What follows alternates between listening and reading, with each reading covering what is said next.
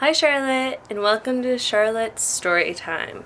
Today we're going to read The Tale of Tom Kitten by Beatrix Potter. So I hope you love it. This is one of my favorites. And also, if mom and dad take you to the library, maybe you can get the book and next time you can read along with me. Alright, let's begin. So The Tale of Tom Kitten by Beatrix Potter. There's all the little mice and the little rabbits and squirrels and owls. These are all of Beatrix Potter's characters. Okay. The Tale of Tom Kitten. And there's her beautiful artwork of the kittens with their mama. The Tale of Tom Kitten by Beatrix Potter.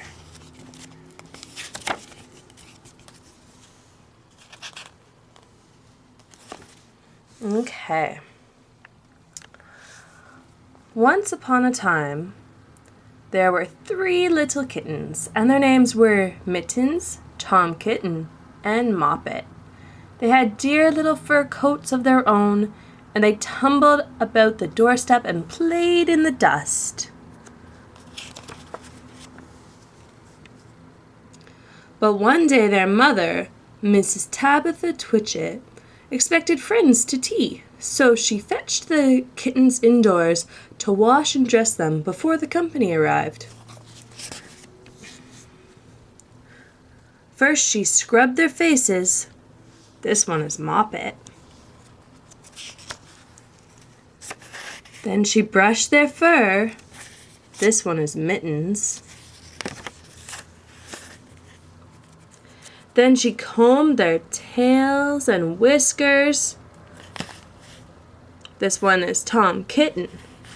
Tom was very naughty, and he scratched. Mrs. Tabitha dressed Moppet and Mittens in clean pinafores and tuckers, and then she took all sorts of elegant, uncomfortable clothes out of a chest of drawers in order to dress up her son Thomas. Tom Kitten was very fat, and he had grown. Several buttons burst off. His mother sewed them on again. Aw, his mom. There's her thread. When the 3 kittens were ready, Mrs. Tabitha unwisely turned them out into the garden to be out of the way while she made hot buttered toast. Now keep your frocks clean, children. You must walk on your hind legs. Keep away from the dirty ash pit and from Sally Henny Penny and from the pigsty and the puddle ducks. Moppet and Mittens walked down the garden path unsteadily. Whoa! Presently they trod upon their pinafores and fell on their noses. When they stood up, there were several green smears. Uh-oh. Let us climb up on the rockery and sit on the garden wall, said Moppet. They turned their pinafores back to front and went up with a skip and a jump. Moppet's white tucker fell down into the road. Uh-oh. Oh, there's Tom Kitten. Tom Kitten was quite unable to jump when walking upon his hind legs in trousers. He came up the rockery by degrees, breaking the ferns and shredding buttons right and left. Uh-oh.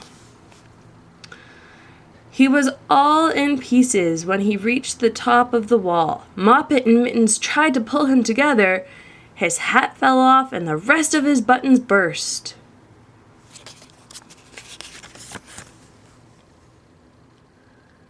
While they were in difficulties, there was a pit-pat-paddle-pat, and the 3 puddle ducks came along the hard high road, marching one behind the other and doing the goose step.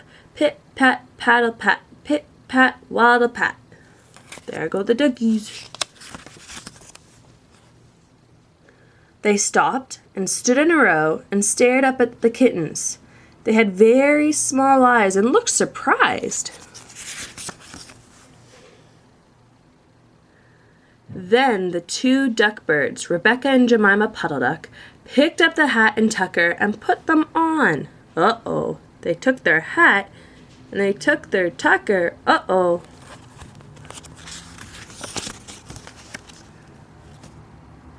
Mittens laughed so hard that she fell off the wall. Moppet and Tom descended after her. The pinafores and all the rest of Tom's clothes came off on the way down. "Come, Mr. Drake Puddle Duck," said Moppet. "Come and help us to dress him. Come and button up Tom." Mr. Drake Puddle Duck advanced in a slow, sideways manner and picked up the various articles. But he put them on himself. They fitted him even worse than Tom Kitten. "It's a very fine morning," said Mr. Drake Puddle Duck. "Wow, look at him in Tom's clothes." And he and Jemima and Rebecca Puddle Duck set off up the road, keeping step, pit, pat, paddle, pat, pit, pat, waddle, pat. With all the kitten's clothes, oh no! Then Tabitha Twitchit came down the garden and found her kittens on the wall with no clothes on. Uh-oh.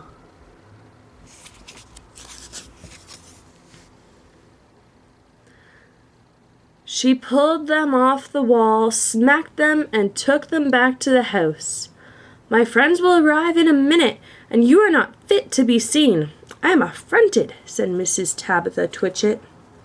"Aw." She sent them upstairs, and I'm sorry to say she told her friends they were in bed with the measles, which was not true.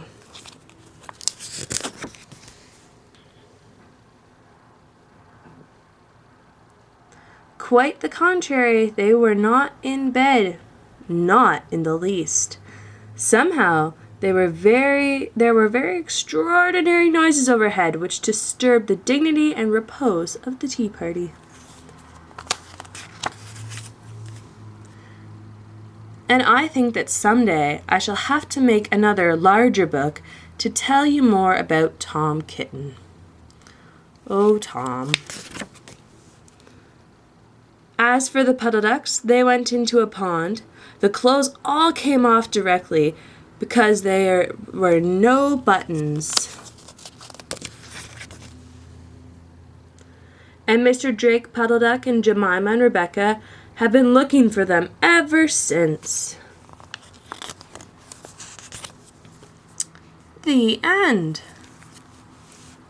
So I hope you liked that story. And come back again and we'll read some more stories. And if it's time to go to bed, have a very good night. I love you, my darling Charlotte. Have a good sleep. Night, night.